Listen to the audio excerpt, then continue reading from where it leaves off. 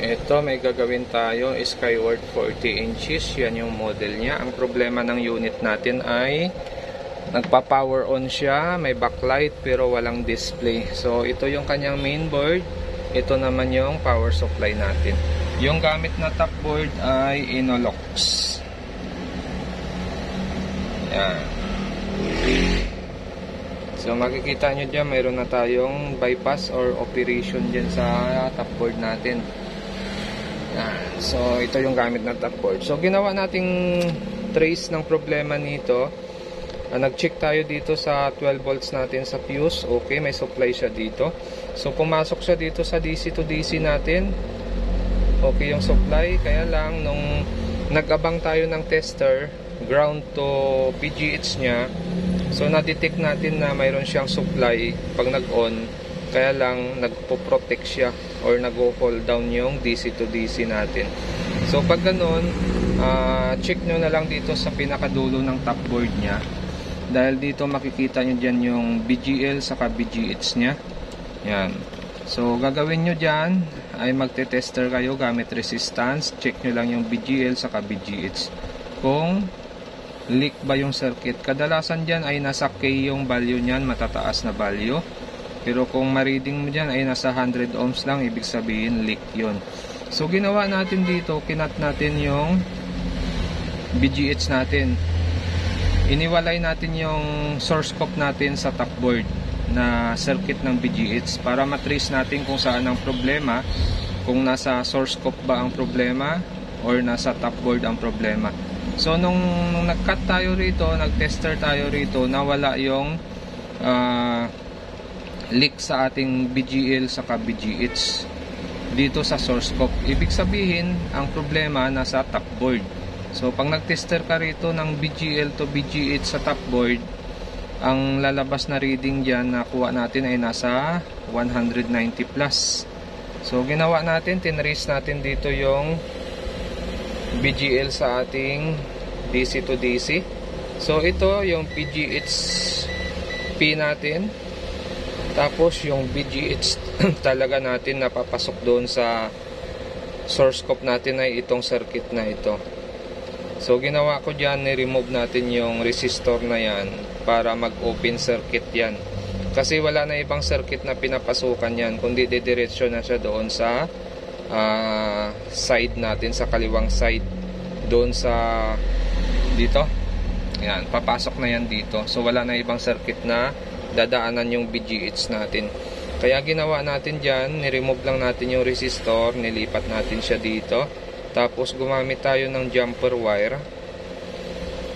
Nag-jumper tayo dyan papunta rito sa ating source scope. Yan. So yung circuit na yan, yung ito, yung nasa taas na test point, wala na yan, patay na yan. Hindi na natin gagamitin yan. So dito tayo nag-tap papunta dito sa ating BGH sa DC to DC natin ito.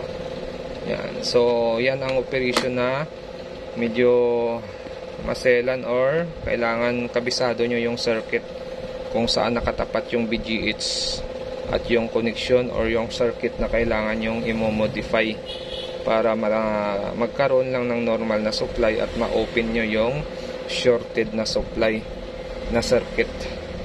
So ito hanggang ngayon ito ay pag tinester mo yung circuit na yan, marireading mo pa rin yung resistance ng leak ng ating circuit dyan. Okay, kasi hindi ko yan tinanggal or hindi ko yan hinanap talaga yung leak ng circuit para din sa safety ng ating panel. Yan o, yan yung reading ng leak ng circuit natin, nasa 198 ohms. Yan. So buhay pa rin yung leak na yan. So pagdating dito papunta sa source scope yan, ang reading yan ay nasa 92K. So mataas na, no? Okay na yan.